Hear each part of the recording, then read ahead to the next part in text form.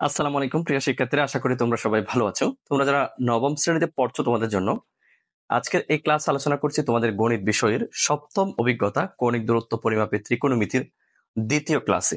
শিক্ষার্থীরা, প্রথম ক্লাসে আমরা যতটুকু আলোচনা করেছিলাম, এই ক্লাসে আমরা এরপর থেকে মূলত শুরু করব। তারপর আমি একটা বিষয় এখানে আলোচনা করব, সেটা হচ্ছে আমাদের আদর্শ অবস্থানে বিভিন্ন চতুর্ভাগে যে ত্রিকোণমিতিক কোণ রয়েছে, এর মধ্যে আমাদের কোয়াড্রেন্ট কোণ, এরপর হচ্ছে কোয়াড্রেন্টাল কোণ এবং আরেকটা হচ্ছে কোটার্মিনাল কোণ। এই তিনটা কোণ আমরা একসাথে আলোচনা করব। এই যে তোমরা একটু নিচে আসলে বুঝতে পারবা, এই যেটা হচ্ছে কোটার্মিনাল কোণ। এখন এই তিনটা কোণ আমরা কেমনে বুঝবো সেটা একটু ভালো করে লক্ষ্য করে দেখো। আর তাছাড়া তোমাদের ন্যূনতম ওই বেসিকটা তো রয়েছে যে ত্রিকোণমিতিক কোণটা সাধারণত কোন দিক থেকে হিসেব করা হয়, এবং এখানে প্রারম্ভিক রশ্মি, প্রান্তিক রশ্মি, শীর্ষবিন্দু এবং ঘড়ির কাঁটার বিপরীত দিকে হলে কোন ধরনের কোণ, আর ঘড়ির কাঁটার দিকে হলে কোন ধরনের কোণ, অন্তত পক্ষে এই ন্যূনতম জ্ঞানটা তোমার অবশ্যই থাকতে হবে। আদারওয়াইজ তুমি ফার্স্ট ক্লাসটা করে অবশ্যই সেকেন্ড ক্লাসটা করবে। শিক্ষার্থীরা, আমরা এখানে দেখাচ্ছি, দেখো শিক্ষার্থীরা, ত্রিকোণমিতিক কোণটা কিভাবে আলোচনা করা হয়। দেখো আমি এখানে, এই যে স্যার, এখানে একটা আমি রশ্মি নিলাম, এই যে এটাকে বলা হয় প্রারম্ভিক রশ্মি বা আদি রশ্মি। আমার এই প্রারম্ভিক রশ্মিটা হচ্ছে ওএ। ওকে, এখন এই ওএ বা প্রারম্ভিক রশ্মিটাকে আমি স্থির কল্পনা করে এই ও বিন্দুর সাপেক্ষে আমি আরো একটা রশ্মি নিব, এবং এই যে রশ্মিটা আমি নিচ্ছি, এই রশ্মিটা যদি স্যার ঘড়ির কাঁটার বিপরীত দিকে ঘুরে, তাহলে এটা হবে পজিটিভ অ্যাঙ্গেল বা ধনাত্মক কোণ। আর যদি এদিকে ঘুরে, তাহলে সেক্ষেত্রে হবে নেগেটিভ অ্যাঙ্গেল বা ঋণাত্মক কোণ। আশা করি বিষয়টা বুঝতে পেরেছ। এবং আমি এক্ষেত্রে এটাকে যদি ওপি বলে সম্বোধন করি, তাহলে এই ওপিটা হবে মূলত প্রান্তিক রশ্মি। আশা করি বিষয়টা বুঝতে পেরেছ। অথবা এই উপিটা এদিকেও থাকতে পারে, তাহলে সেটাও সেম প্রান্তিক রশ্মি। তবে এই কোণটা হবে পজিটিভ অ্যাঙ্গেল আর এই কোণটা হবে নেগেটিভ অ্যাঙ্গেল। এবার আমরা তোমাদের যে কোয়াড্রেন্ট কোণ, এরপর রয়েছে কোয়াড্রেন্টাল কোণ এবং কোটার্মিনাল কোণ, এই কোণগুলো নিয়ে এখন আলোচনা করছি।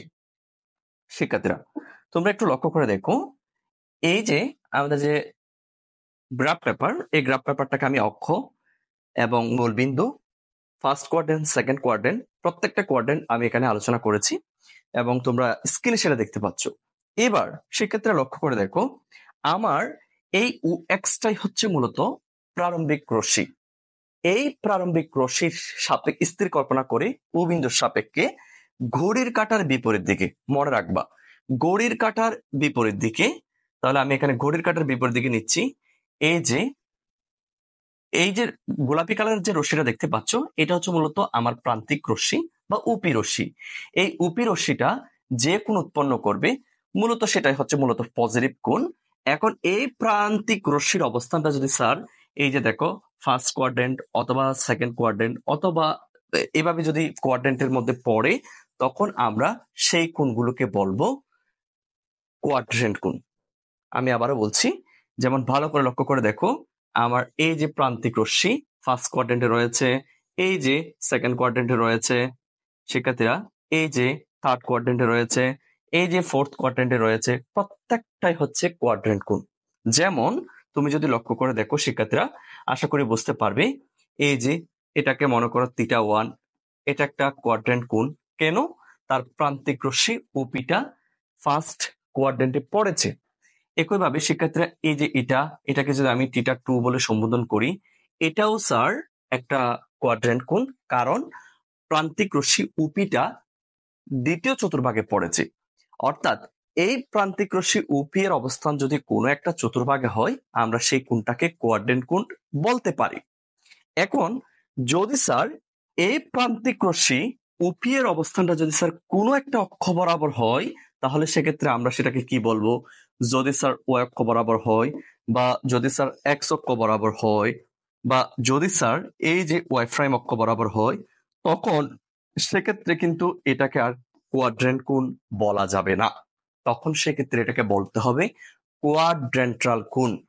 আশা করি আমি বিষয়টা তোমাদেরকে বোঝাতে পেরেছি।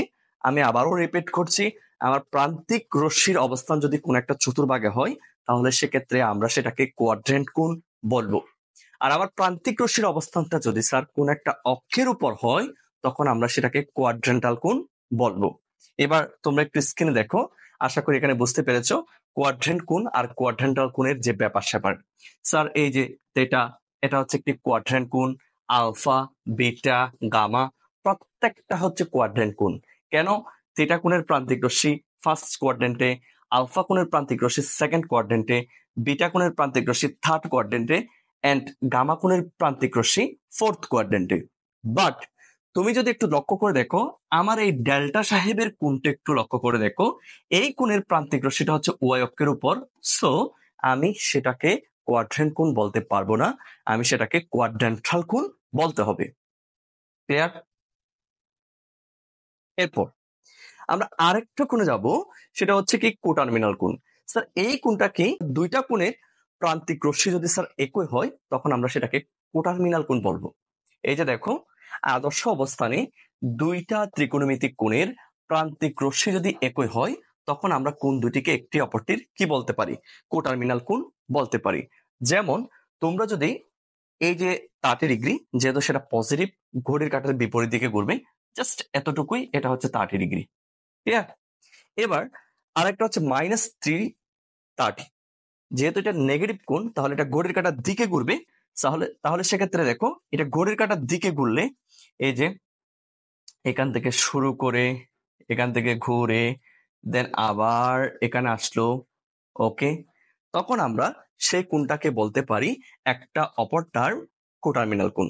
কারণ তুমি লক্ষ্য করে দেখো, এই যে কোণ দুইটা, একটা হচ্ছে পজিটিভ 30 এবং আরেকটা হচ্ছে -330, এই দুইটা কোণকে যদি আমি হিসেব করে দেখি, দুইটা কোণের প্রান্তিক রশ্মি হচ্ছে স্যার এই যে ওয়ে। আশা করি বিষয়টা বুঝতে পেরেছো। তবে হ্যাঁ, এটা মাথায় রাখতে হবে, পজিটিভ কোণ ঘড়ির কাঁটার বিপরীত দিকে, যেটাকে আমরা এসি বলি, এসিডাব্লিউ বলি, অ্যান্টি ক্লকওয়াইজ। আর নেগেটিভ কোণ সবসময় ঘড়ির কাঁটার দিকে বা সিডাব্লিউ বলি, ক্লকওয়াইজ বলে থাকি। তাহলে আমরা এটা বলবো, দুইটা ত্রিকোণমিতিক কোণের প্রান্তিক রশ্মি যদি একই হয়, তাহলে কোণ দুটিকে একটি অপরটির কোটার্মিনাল কোণ বলা হয়ে থাকে। এবার একটু নিচে আসো, আমরা এখানে দেখতে পাচ্ছি বুদ্ধি কাটাও বলে 40 ডিগ্রি এর 3টি ধনাত্মক এবং 3টি ঋণাত্মক কোটার্মিনাল কোণ বের করতে হবে। একেবারে সহজ বিষয় এবং তোমাদেরকে সেটা আঁকতেও হবে। কোণ কিভাবে অঙ্কন করতে হয় সে সম্পর্কে একটু হলো আইডিয়া তোমাদের রয়েছে। আমি জাস্ট একটি অঙ্কন করে দেখাচ্ছি, একটি পজিটিভ একটি নেগেটিভ দেখাচ্ছি। তো 40 ডিগ্রি কোণের যে স্যার একটা হচ্ছে 3টি ধনাত্মক, এর মধ্যে আমি একটা ধনাত্মক কোটার্মিনাল কোণ তোমাদেরকে দেখাচ্ছি। সেটি হচ্ছে স্যার এই 40 ডিগ্রির সাথে তোমাদের একটা হিসেব করতে হবে। যেমন আমি এই গ্রাফ পেপারটার মধ্যে গেলাম এবং এখানে আমি এই অংশগুলো মুছে দিলাম, ওকে, এগুলো সবগুলো মুছে দিলাম, ওকে, ডান। দেখো ভালো করে, তাহলে আমাকে বলা হয়েছে 40 ডিগ্রি কোণ। সো আমি এই 40 ডিগ্রি কোণ জাস্ট অনুমানের ভিত্তিতে নিলাম, স্যার এটা হচ্ছে একটা 40 ডিগ্রি কোণ। তাহলে আমি এটা দেখে দিয়ে দিলাম, এটা হচ্ছে 40 ডিগ্রি। এবার এটার পজিটিভ পজিটিভ কোটার্মিনাল কোণ আমাকে নিতে হবে, 3টা নিতে হবে, আমি জাস্ট একটা দেখাচ্ছি। সেক্ষেত্রে পজিটিভ যেহেতু, তাহলে অবশ্যই ঘড়ির কাঁটার বিপরীত দিকে ঘুরবে। এই যে দেখো স্যার, একবার ঘুরে আসলো, এই যে আরেকবার গেল। তাহলে আমরা এটাকে যদি সম্পূর্ণরূপে ক্যালকুলেট করি, তাহলে এখান থেকে শুরু হয়ে একবার ঘুরে আবার এক্স অক্ষ বরাবর আসা, দ্যাট মিনস 360 ডিগ্রি। এরপর আরো 40 রয়েছে, তার মানে আমরা এটা দিতে পারি 400 ডিগ্রি কোণ। আশা করি তোমরা এই অংশটা বুঝতে পেরেছো।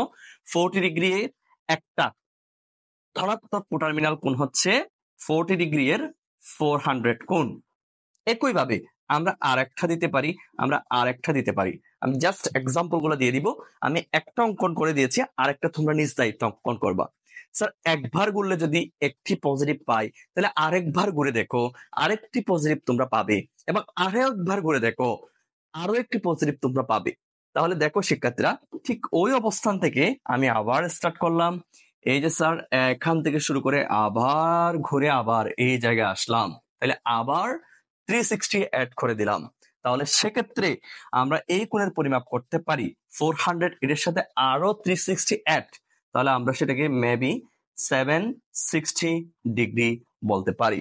যেমন এই যে কোণটা, এটা হচ্ছে স্যার 760 ডিগ্রি, ওকে। এবার আমাদের আরো একটা বের করতে হবে। আমি তো বলতে বলতে সবগুলাই অঙ্কন করে ফেলছি। এবার আমি আবার এখান থেকে যাত্রা শুরু করলাম স্যার, আবার যাত্রা শুরু করে আবার এই জায়গায় আসলাম। তাহলে সেক্ষেত্রে আমার থার্ড পজিটিভ কোটার্মিনাল কোণ। তাহলে সেক্ষেত্রে আরো 360 যদি অ্যাড করি, এটার সাথে যদি আরো 360 অ্যাড করি, তাহলে হচ্ছে 0 2 1 হাতে আছে 1, এরপর হচ্ছে 11। ওকে, আশা করি একটু ক্যালকুলেশন ভুল হইতে পারে। অর্থাৎ এটার সাথে 360 অ্যাড করলে এটা পাবো, এটার সাথে 360 অ্যাড করলে এটা পাবো, 1120 ডিগ্রি। এই যে 1120 ডিগ্রি। তাহলে তোমরা বুঝতে পেরেছো এই 40 ডিগ্রি অ্যাঙ্গেলের প্রথম ধনাত্মক কোণ হিসেবে আমি 400 ডিগ্রি নিয়েছি, সেকেন্ড ধনাত্মক কোণ হিসেবে 760 ডিগ্রিকে নিয়েছি, আর থার্ড পজিটিভ অ্যাঙ্গেল বলতে আমি 1120 ডিগ্রিকে নিয়েছি। এবং তোমরা দেখতে পাচ্ছ প্রত্যেকটা 40 ডিগ্রি বলো, 400 বলো, 760 বলো বা 1120 বলো, প্রত্যেকটার প্রান্তিক রশ্মি কিন্তু একটাই, এবং সেটা হচ্ছে UE। তাহলে আমরা এই সবগুলাকে কোটার্মিনাল কোণ ধরতে পারি। স্যার এখন পজিটিভ তো আঁকলেন স্যার, নেগেটিভ আঁকতে হবে না? তাহলে আসো নেগেটিভের বেলায় আমরা কিভাবে এই জিনিসটাকে কাউন্ট করব। সেম একই স্টাইল। তাহলে 40 ডিগ্রির জন্য আমরা এখন নেগেটিভ গুলা নিচ্ছি। তো নেগেটিভ যেহেতু, তাহলে সে হিসেবে আমাদের অবশ্যই ঘড়ির কাঁটার দিকে ঘুরাইতে হবে। এই জিনিসটা আমি এখন মুছে ফেলছি। ওকে, ও শিট, এটা 40 ডিগ্রি, এটা না মুছলে হইতো। ওকে, ডান, শেষ।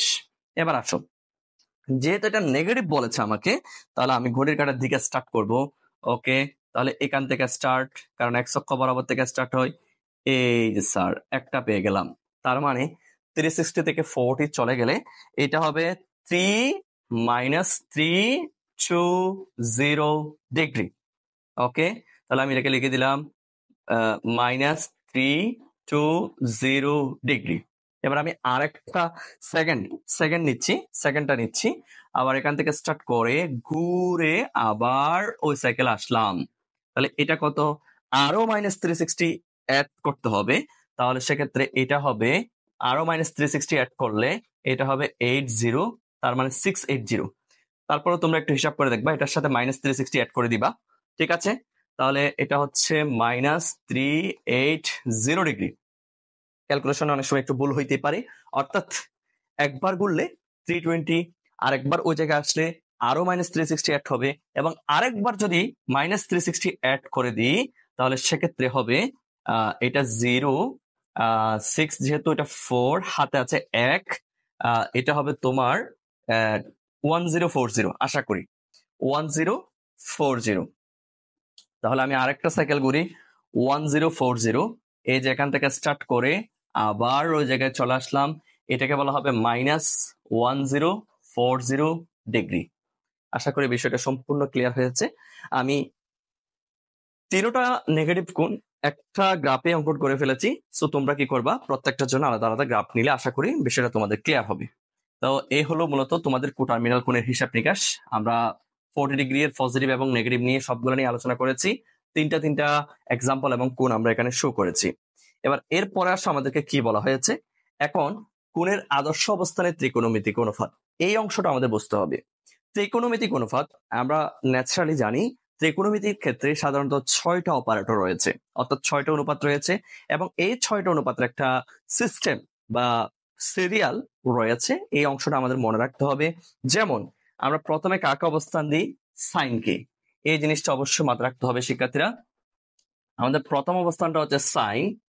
ও শিট, এটা একটু বেশি বড় হয়ে গেল। ওকে, ডান। 1 নাম্বার অবস্থানটা হচ্ছে কে, সাইন। 2 নাম্বার অবস্থানটা হচ্ছে কি, কস। 3 নাম্বার অবস্থানটা হচ্ছে কি, টেন।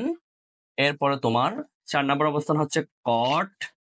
ওকে, 5 নাম্বার অবস্থান হচ্ছে স্যাক, এবং একটু হয়ে গেল স্যাক, এবং 6 নাম্বার অবস্থান হচ্ছে কোসেক। এই 6টা অপারেটর তোমাদের অবশ্যই মাথায় রাখতে হবে, বলতে গেলে একেবারে সিরিয়াল সহ মুখস্থ রাখতে হবে। এখন এখান থেকে আমরা ত্রিকোণমিতির ক্ষেত্রে বিপরীত যে অনুপাতগুলো রয়েছে, সেই অনুপাতগুলো আমরা মেজারমেন্ট করতে পারি এই 777 কোডটির মাধ্যমে, এবং এখানে অবশ্যই যোগ করতে হবে। তাহলে সেক্ষেত্রে আমরা 1 এর সাথে 6 কে অ্যাড করলে আশা করি আমরা 7 কে পাচ্ছি। ওকে, অর্থাৎ একটা সিরিয়ালকে একবার ইউজ করতে হবে। একইভাবে আমরা 3 এর সাথে 4 কে অ্যাড করলে আমরা 7 পাচ্ছি। একইভাবে 2 এর সাথে 5 কে অ্যাড করলে শিক্ষার্থীরা আমরা তাও কি পাচ্ছি? 7 পাচ্ছি। তার মানে আমাদের বুঝে নিতে হবে 1 এবং 6 এর মধ্যে একটা বিপরীত সম্পর্ক রয়েছে। তাহলে আমাদের 1 সাহেব হচ্ছে সাইন আর 6 সাহেব হচ্ছে কোসেক। তাহলে আমরা লিখতে পারি mister sine theta is equals to 1 by cosec theta. একইভাবে cosec theta is equals to 1 by sine theta. এরপরে আমরা এই জায়গায় এসে আমরা বুঝতে পারছি এই 3 এবং 4 এর মধ্যে একটা বিপরীত সম্পর্ক রয়েছে। তাহলে 3 এবং 4 হচ্ছে tan cot, তাহলে tan theta is equals to 1 by cot theta and cot theta is equals to 1 by tan theta। আমাদের লাস্ট ফিনিশিং সেটা হচ্ছে শিক্ষার্থীরা এই যে দেখো 2 এবং 5 এর মধ্যে একটা বেস্ট কমিউনিকেশন রয়েছে, সেটাও বিপরীত সম্পর্ক। তাহলে হচ্ছে এই যে cos সাহেব এবং এই যে sec সাহেব, তাহলে cos theta is equals to 1 by sec theta। একইভাবে sec theta is equals to 1 by cos theta। এবার এইগুলার আরো একটা কমিউনিকেশন রয়েছে, সেটা নিয়ে আমরা আলোচনা করছি। এই যে দেখো সেটা হচ্ছে ত্রিভুজ সংক্রান্ত। সো আমি একটা সমকোণী ত্রিভুজ নিচ্ছি। এই যে আমাদের সমকোণী ত্রিভুজ তোমরা দেখতে পাচ্ছ। এই সমকোণী ত্রিভুজের মধ্যে আমরা জানি যে স্যার এটা হচ্ছে একটি সমকোণ। সো এই সমকোণের বিপরীত বাহুকে বলা হয় আমাদের অতিভুজ, আমরা জানি। এবার আমরা এটাকে যদি তেটা কল্পনা করি তাহলে আমাদেরকে বলা হয়েছে বা আমাদের বইতে এই জিনিসটাকে বলা হয়েছে তেটা কোণের সাথে যে কোণটা রয়েছে সেটাকে বলা হয় শিক্ষার্থীরা সন্নিহিত বাহু। কিন্তু আমরা এটাকে সন্নিহিত বাহু মনে রাখবো না, আমরা এটাকে মনে রাখবো ভূমি হিসেবে। ওকে, আমাদের সবচেয়ে বেশি ইউজ হবে ভূমি হিসেবে। এরপর তেটা কোণের বিপরীত বাহুকে বলা হয় বিপরীত বাহু, ডিরেক্টলি বিপরীত বাহু। আমি এখানে লিখে দিচ্ছি এটা হচ্ছে বিপরীত বাহু, অথবা তুমি চাইলে এটাকে উচ্চতও বলতে পারো, ঠিক আছে, অথবা তুমি চাইলে এটাকে লম্বও বলতে পারো। তবে আমরা সবচেয়ে বেশি ইউজ করব এই লম্ব শব্দটি। আশা করি বুঝতে পেরেছো। তাহলে আমরা বলবো সমকোণের বিপরীত বাহুকে বলা হয় অতিভুজ, আর সমকোণ সংলগ্ন যে দুইটা বাহু আছে এর মধ্যে একটা ভূমি আর একটা হচ্ছে লম্ব। তবে একটা বিষয় বা একটা কমন সেন্স আমাদের মাথায় রাখতে হবে, সেটা হচ্ছে শিক্ষার্থীরা এটা যেহেতু ভূমির সাথে রয়েছে, সো ভূমির সমান্তরালে যেহেতু এটাকে ভূমি বলা তাই যৌক্তিক। আর এটা যেহেতু উপরের দিকে রয়েছে, সো এটাকে যদি আমি লম্ব বলি তাহলে সেক্ষেত্রে এটা যৌক্তিক হবে। তবে আমি ভুলবশত এটাকে ভূমি আর এটাকে লম্ব বললেও কোনো মহাভারত অশুদ্ধ আশা করি হবে না। এবার আসো, এখান থেকে আমরা 3টা সূত্র পাবো আমাদের মিস্টার সাইন কস টেন এর। নাম্বার 1 আমরা জানি, এখান থেকে আমরা সাইন সূত্রটা পাচ্ছি sine theta is equals two লতি। অনেকে লম্বা ঠেরা ভূত বলে, বাট আমরা অনেকে সাগরের লবণ অনেকে বলে, কিন্তু আমরা জাস্ট মনে রাখবো লতি। এরপর নাম্বার 2 আমরা কচের ক্ষেত্রে মনে রাখবো শিক্ষার্থীরা ভূতি। ওকে, দেন লাস্ট ওয়ান আমরা টেন এর ক্ষেত্রে মনে রাখবো জাস্ট লবু। এই 3টে ওয়ার্ড মনে রাখবা, সাইন কস টেন, লতিভূতি লবু। এখন আসো স্যার এদের ডেফিনেশন গুলা কি বা এগুলা কিভাবে আমরা আইডেন্টিফাই করব। স্যার লতি মানে লতে লম্ব ডিভাইডেড বাই তিতে অতিভুজ। সেম ওয়ে ভূতি মানে ভূতে ভূমি ডিভাইডেড বাই তিতে অতিভুজ। সেম স্টাইল লবু লথে লম্ব ডিভাইডেড বাই ভূতে ভূমি। আশা করি বিষয়টা ক্লিয়ার হয়েছে। লতি মানে লম্ব বাই অতিভুজ, ভূতি মানে ভূমি বাই অতিভুজ, আর লব মানে লম্ব বাই ভূমি। জাস্ট এদের মাঝখানে একটা বাক চিহ্ন দিলেই মোটামুটি বিষয়টা তোমাদের ক্লিয়ার হয়ে যাবে। এখন প্রশ্ন হচ্ছে স্যার আমাদের অনুপাত তো 6টা ছিল, কিন্তু এখানে স্যার আমরা 3টা পেয়েছি, তাহলে স্যার বাকি 3টা কি মঙ্গল গ্রহে চলে গেল? No, no way. তাহলে দেখো এগুলাকে আমরা কিভাবে বের করছি। আমরা সাইনকে উল্টিয়ে দেব, উল্টিয়ে দিলে আমরা যেহেতু বিপরীত সম্পর্ক তাহলে আমরা কোসেক থিটার মানটা পাবো। আবার কস সাহেবকে উল্টিয়ে দিলে আমরা সেক থিটার মানটা পাবো। আবার টেন সাহেবকে উল্টিয়ে দিলে আমরা ইজিলি কট থিটার মানটা পাবো। তাহলে আমরা শুধু সূত্র শিখবো 3টা, লতি ভূতি এন্ড লবু। এবং এখান থেকে দেখো আমরা বাকি 3টা বিপরীত সম্পর্কের মাধ্যমে ইজিলি আমরা পেয়ে যাচ্ছি। এবার আসো আমরা অনুপাতের মধ্যে একটু মাঠে নামি। এবার অনুপাতের মধ্যে আমাদেরকে কি বলা হয়েছে সেটা নিয়ে আমরা একটু দেখি। আমরা এখানে দেখতে পাচ্ছি এই যে দেখো পি, এটা একটা স্থানাঙ্ক পি এক্স ওয়াই, এবং এখানে আমরা এটাও জানি যে পি অফ এক্স ওয়াই এই যে স্থানাঙ্ক, এখানে এটাকে বলা হয় স্যার বুঝ, এবং এটাকে বলা হয় স্যার কোটি। ওকে, কোটি। কিন্তু এগুলোর আরেকটু ব্যাপার স্যাপার রয়েছে স্যার। কিরকম ব্যাপার স্যাপার সেগুলো একটু দেখে নাও স্যার। এই বুঝটা আমরা এখানে ভূমিয়ত্তে ইউজ করব, আর এই যে কোটিটা এটাকে আমরা স্যার লম্বতে ইউজ করব একটা সমকোণী ত্রিভুজের। অর্থাৎ এই যে সমকোণী ত্রিভুজটা আমি অঙ্কন করলাম, এই সমকোণী ত্রিভুজটার ক্ষেত্রে এই লম্বের জায়গায় হবে ওয়াই, ভূমির জায়গায় হবে এক্স, আর অতিভুজটাকে আমরা আর দিয়ে প্রেজেন্ট করতে পারি। এখন এখানে আরেকটা বিষয় স্যার, কেন এই এক্সটাকে আমি ভূমি ধরবো? এক্সটা বুঝ সেটা আমি জানি, ওয়াইটা কোটি হবে সেটাও আমাদের জানা আছে, কারণ প্রথম মানটা বুঝ হয়, পরের মানটা কোটি হয়, যেহেতু এটা একটা স্থানাঙ্ক। ঠিক আছে, কিন্তু প্রশ্ন হচ্ছে স্যার এটাকে আমি বুঝ ধরবো কেন? দেখো, তুমি এটাকে বুঝ ধরবা এজন্য, তোমাকে যখন বলা হবে এক্স অক্ষ থেকে উক্ত বিন্দুর দূরত্ব কত, তাহলে আমি এখানে লিখলাম কোন বিন্দুর, আচ্ছা কোন বিন্দু না লিখে আমরা এখানে পি বিন্দু লিখি। ওকে, আমি এখানে লিখছি পি বিন্দুর, পি এক্স ওয়াই এর ক্ষেত্রে, আমি লিখছি এক্স অক্ষ থেকে কত দূরে, অথবা আরেকটা আছে ওয়াই অক্ষ থেকে কত দূরে। ঠিক আছে, তাহলে আমরা বলবো এক্স অক্ষ হতে এই পি বিন্দুটির দূরত্ব, এক্স অক্ষ হতে পি বিন্দুটির দূরত্ব, হচ্ছে স্যার ওয়াই এর মান। আবার যদি বলি স্যার ওয়াই অক্ষ হতে এই সেম পি বিন্দুটির দূরত্ব, তখন সেটা হবে এক্স এর মান। স্যার এবার একটু আসেন তো আমরা একটু মিটিং এ বসে দেখি এই কাহিনীটা আদৌ সত্য কিনা। ওকে ডান, আমি এই অংশটা মুছে দিলাম। ওকে ডান, শেষ। ঠিক এই জায়গায় আমি এখানে একটা বিন্দু নিচ্ছি, ভালো করে দেখো, 1 2 3 4 5। আচ্ছা, এই রেখাটা আসলে একটু হয়েছে, তারপরও আমি একটু এটা মুছে দিই, কারণ এটা দ্বারা সম্ভব হচ্ছে না। সো 1 2 3 4, 1 2 3। তাহলে দেখো এই জায়গায় আমি একটা বিন্দু নিয়েছি, এবং এই বিন্দুর স্থানাঙ্ক হচ্ছে স্যার 4 3। তাহলে দেখো এই যে 4 3 আমি বিন্দুটা নিলাম, আমি আগে একটা কাজ করি, এদেরকে একটা কমিউনিকেশন বা যুক্ত করে দিই।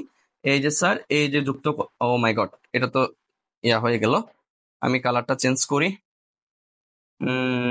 এই যে স্যার যুক্ত করে দিলাম। আবার দেখো শিক্ষার্থীরা, এই যে,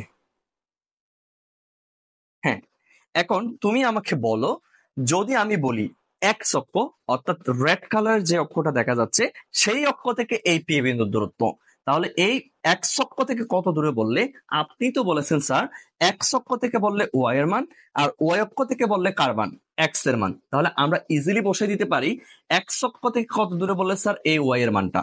ঠিক আছে, তাহলে লাল কালার থেকে এই বিন্দুর দূরত্ব হচ্ছে স্যার 3, এবং তুমি মেপে দেখতে পারো 1 2 3। আবার আমি যদি বলি ওয়াই অক্ষ থেকে এই বিন্দুর দূরত্ব কত? স্যার ওয়াই অক্ষ থেকে বললে কার মান? স্যার এক্স এর মান। অর্থাৎ এই নীল কালার অক্ষ থেকে পি বিন্দুর দূরত্ব হচ্ছে, তুমি দেখো এই অংশটা, বা তোমার যদি মনে হয় স্যার নিচের এটা মাপতে পারো, নো প্রবলেম, মেপে দেখতে পারো স্যার 1 গড় 2 গড় 3 গড় 4 গড়। তাহলে আমরা ইজিলি এই জায়গায় 4টা বসে দিতে পারি।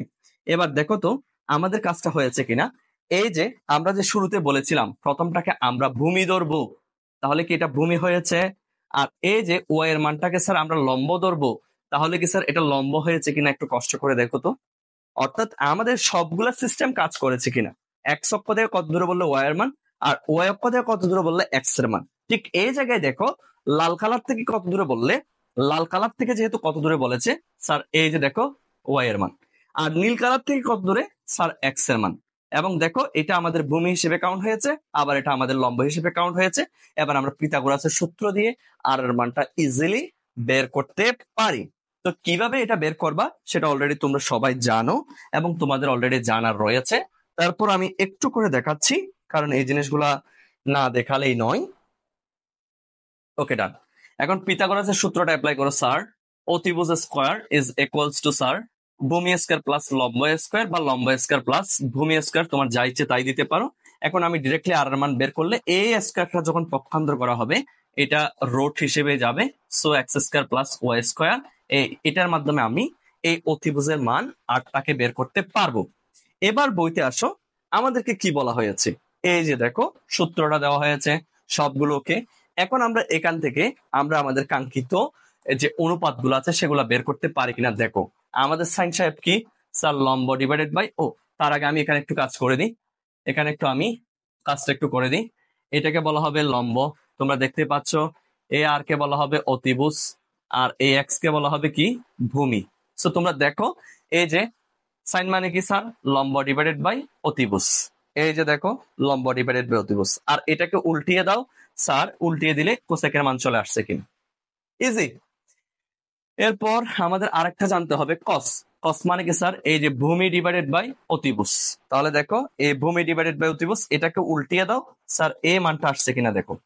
দেন লাস্ট ওয়ান আমাদের লবু, টেন মানে হচ্ছে লবু, লম্ব ডিভাইডেড বাই ভূমি। এই যে দেখো লম্ব ডিভাইডেড বাই ভূমি, এবার উল্টাকে উল্টিয়ে দাও স্যার আমাদের কট সাহেবের মানটা চলে এসেছে। এবার আমরা আদর্শ অবস্থানে এই কোণের যে একটা প্রান্তিক বাহুর উপর এই বিন্দুটা রয়েছে -3 এই বিন্দুর সাপেক্ষে আমরা ত্রিকোণমিতিক অনুপাতগুলো বের করব, এবং এখানে যে একক কাজটা রয়েছে এটা আশা করি তোমরা বের করতে পারবে বলে আমার বিশ্বাস রয়েছে। অথবা তোমরা এই উদাহরণটা করে ফেলবা, আমি এই একক কাজটা তাহলে করে দিচ্ছি। তাহলে এখানে এক্স ও এক কোণের প্রান্তিক বাহুর উপর আমি এই ফি 1 - 2 বিন্দুটা নিব। তাহলে আমাকে বুঝতে হবে এই ফি অফ 1 - 2 এই বিন্দুটা আমাদের কোন চতুর্ভাগে পড়বে। আমরা দেখতে পাচ্ছি এটা আমাদের চতুর্থ চতুর্ভাগে পড়বে, কারণ এখানে ভুজ এবং কুটির মধ্যে পজিটিভ নেগেটিভ একটা সম্পর্ক রয়েছে। সো আমি এই মানটা আগে বসিয়ে দিচ্ছি, বসিয়ে দিয়ে তারপর আমি ক্যালকুলেশন করছি। একটা হচ্ছে কত, এক্স এর মান হচ্ছে +1, ওয়াই এর মান হচ্ছে -2। তাহলে এক্স এর মান পজিটিভ হলে স্যার কোন দিকে যায়, এক্স এর মান পজিটিভ হলে মূল বিন্দু থেকে ডানে, নেগেটিভ হলে মূল বিন্দু থেকে বামে। ওয়াই এর মান পজিটিভ হলে স্যার মূল বিন্দুর উপরের অংশ, আর নিচের অংশ হচ্ছে ওয়াই এর মান নেগেটিভ। তাহলে আমাকে বলা হয়েছে এক্স এর মান 1, তার মানে সে ডান দিকে এক ঘর যাবে, এক ঘর গিয়ে এখানে, ও মাই গড, এখানে গিয়ে সে একটু করে রেস্ট করবে। এখন ওয়াই এর মান যেহেতু -2, তাহলে সে নিচের দিকে 2 ঘর আসবে, ঠিক ওই জায়গা থেকে রেস্ট নেওয়া জায়গা থেকে 2 ঘর এসে ঠিক এই জায়গায় আসবে। তাহলে এটাই হচ্ছে আমাদের ফি অফ 1 - 2 এর অবস্থান। এবার আমরা এটাকে এভাবে যুক্ত করে দিলে এই যে এটা একটা সমকোণী ত্রিভুজ হয়ে যাবে, এবং এই সমকোণী ত্রিভুজের মধ্যে আমরা দেখতে পাচ্ছি আমাদের ভূমি হচ্ছে এই 1 সাহেব, ওকে, এই যে 1 সাহেব হচ্ছে ভূমি, আর লম্ব হচ্ছে এই কত -2 সাহেব দিয়ে দিলাম। এখন এই জিনিসটাকে যদি আমি একটু সুন্দরভাবে আমার সুবিধার জন্য অঙ্কন করি, তাহলে আশা করি তোমরা এখন বুঝতে পারবে বলে বিশ্বাস। সেম এই জিনিসটা তাকুক, এই জিনিসটা তাকুক, এটা আমার প্রয়োজন হবে। ওকে, এটা তাকুক। জাস্ট আমি কি করছি দেখো, এই মানগুলো একটু চেঞ্জ করে দিচ্ছি। ওকে, তাহলে এটা হচ্ছে কত, ভূমি ছিল 1 আর লম্ব ছিল -2 আশা করি, হ্যাঁ। আর আমাদের অতিভুজটা এই সূত্র দিয়ে আমরা বের করতে পারবো, এটা আমাদের প্রয়োজন নাই, আমরা জাস্ট এটা দিয়ে বের করে নিতে পারবো।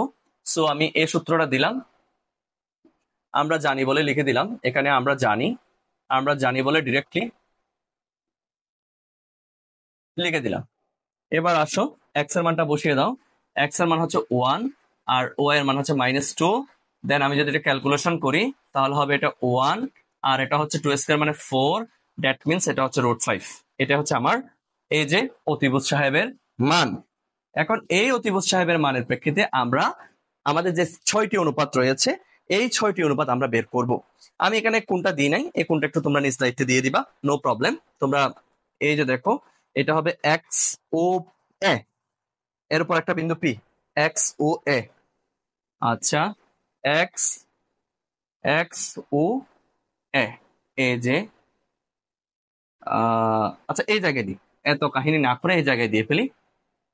এটা হচ্ছে, এটাকে পি বিন্দু এদিকে আঁকা দরকার ছিল, আমি যেহেতু ওইদিকে অঙ্কন করে ফেলেছি। এটা হচ্ছে পি, এটা হচ্ছে ও, আর এটা হচ্ছে এক্স। যাই হোক সমস্যা নেই। এখন আসো আমরা সাইন কস টেন সেগুলো বের করে ফেলি। সো আমি যদি এখান থেকে সাইন এই জিনিসটাকে যদি আমি থিটা কল্পনা করি, ওকে, অথবা যেহেতু ও কোণের সাপেক্ষে, ও শিট এখানে একটা মিস্টেক হয়েছে, এটাকে অবশ্যই ও দিতে হবে, ঠিক আছে, এটাকে দিতে হবে এক্স, এটাকে দিতে হবে ও, এবং এই ও কোণের সাপেক্ষে আমরা যদি সাইন অপারেটরটা বের করতে চাই তাহলে mister sine theta is equals two sir লম্ব ডিভাইডেড বাই অতিভুজ, লতি, ঠিক আছে, লম্ব ডিভাইডেড বাই অতিভুজ একটা হয়ে গেল। এখন এই জিনিসটাকে উল্টিয়ে দাও, তাহলে আমাদের কোসেক সাহেব চলে আসবে √5 ডিভাইডেড বাই -2। শেষ, দুইটা শেষ। এখন আসো বাকি দুটো আমরা ইজিলি বের করতে পারবো। এই যে দেখো বাকি দুটো বের করছি। এখন কস সাহেব, কস মানে কি স্যার? ভূমি ডিভাইডেড বাই অতিভুজ, তাহলে 1/√5। এবার এই জিনিসটাকে উল্টিয়ে দাও, আমাদের সেক সাহেব চলে আসবে √5/1, অর্থাৎ এটাকে আমরা সরাসরি √5 লিখতে পারি। এখন আমাদের সর্বশেষ টেন এবং কট সাহেব। আমাদের এবার টেন সাহেব হচ্ছে স্যার লঘু লম্ব বাই ভূমি। এখন -2/1, অর্থাৎ এটাকে -2 আসলে লেখা যায়।